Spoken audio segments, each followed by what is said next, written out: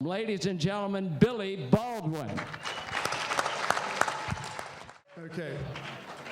Our next speaker, awesome wrestler. Okay. My high school wrestling coach, again, is sitting in the back room. What was my favorite move in high school? You had a favorite move?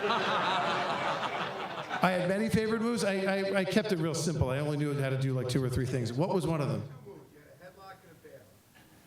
Excuse me? And the Schalles. I wasn't bad. I caught a couple guys with it. Next, we have the great Wade Schalles. I had a poster of you on my bedroom wall from like 4th grade through high school. You're awesome. Come on up.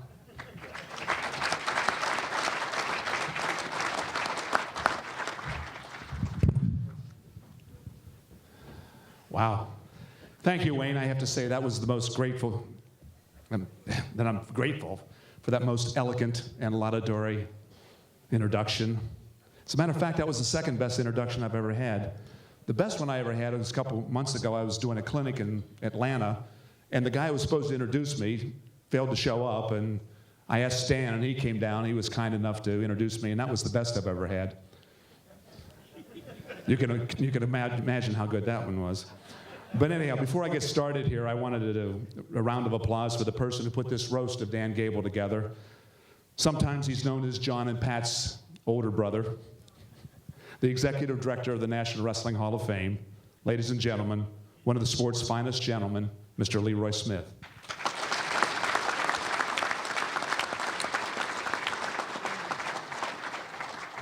And I bet you're enjoying the hell out of this roast, you know? Can you imagine it's been since 1984 to the day that you finally got some paybacks?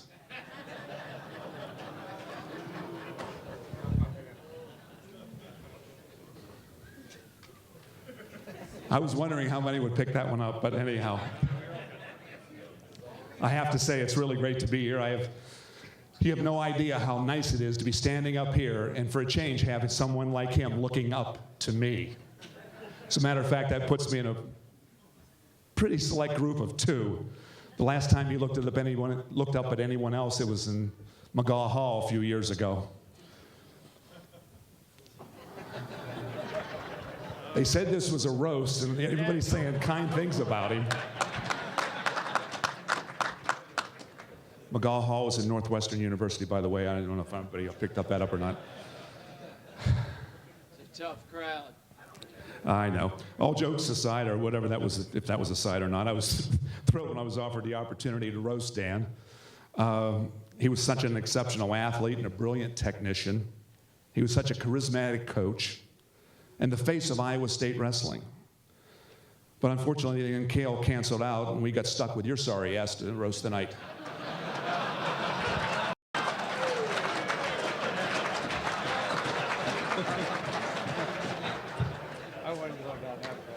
I have to tell you, Dan, after I met you for the first time, I was impressed with your work ethic and your drive.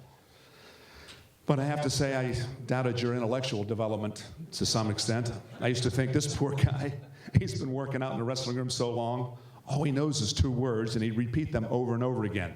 One more. One more. That's all I ever heard from him. Every day I'd work out with him. After every takedown, all he'd say is he'd shake his head and go, oh, one more, oh, one more. Then he took his oratory skills to coaching, and he said, one more, one more. And he did that really well. And then he took it into his private life and said, oh, one more, one more. No wonder Iowa won so often, and no wonder Kathy always seemed to be tired.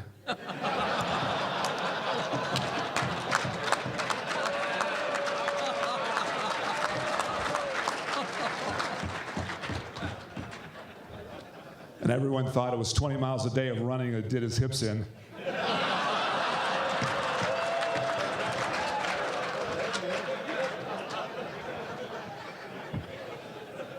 I can't begin to tell you how much I admire you, Coach Gable. It's been, what, 50 years now we've been friends? He's actually been my idol all those times, and as a role model for all of us, no question about it. You know, and what I liked about Dan and what it's so special about him this evening and why we're all up here is he doesn't drink. He doesn't smoke. He doesn't gamble. He doesn't chase women. And if any of us were like that, we'd have kicked the hell out of a lot of people too.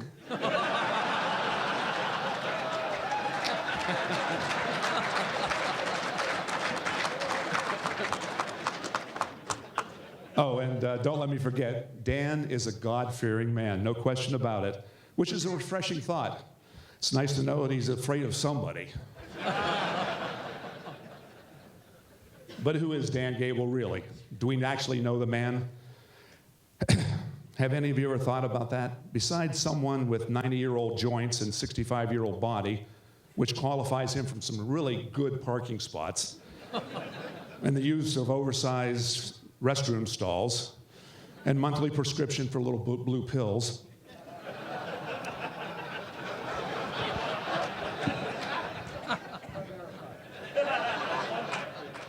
If we can be serious again for a moment, I'm not sure that we can, but what the hell. I believe the measure of a man is what others have done for him in return for all he has done for society. Well, the state of Iowa has a Dan Gable Day set aside in his honor. He also has a museum named after him. And he has 3 life-size bronze statues around here somewhere.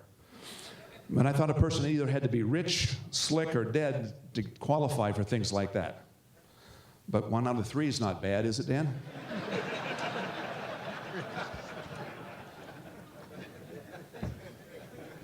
When I was preparing for tonight, I thought I'd create some lists, you know, like the Letterman show, the top 10 this or whatever. And I came up with a couple, like maybe the top reason why you shouldn't have stopped coaching.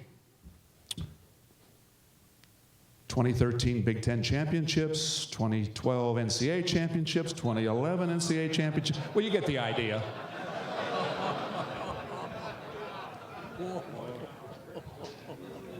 Stan told me to use that one, both of us being native Pennsylvanians. We thought we'd throw that in. I don't know. Maybe another list. Maybe we can mention the top 2 jobs that you wouldn't be any good at. The assistant coach at Penn State. And maybe an advisor for the Bosley Hair Group of Des Moines.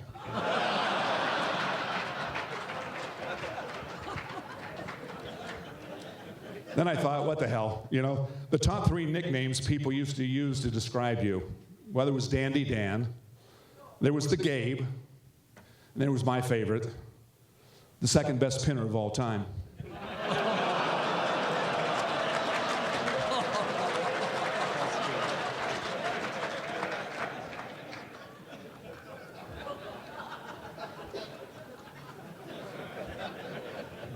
What the hell? In closing, I want to take you back about 16 years. It was at another NCAA championship, very similar to this one. You had one of your best teams ever. You had 5 champions. And I was there to witness the masterfulness that was a Coach Gable coach team. After it was all over, I found him in a hallway about 30 seconds before the media got to him. And I introduced you to my youngest son, Jake, who's a senior now, graduating from the Naval Academy. And while the media began to pepper you with questions, you turned to them and said, "Just a minute, please." And on one knee, you continued to talk to Jake. I'll never forget that. And that is the exact measure of the man we're honoring here tonight. And I thank you, Dan, for your warmth, for your kindness, and for being the man you are, America's wrestling legend. Thank you, Dan.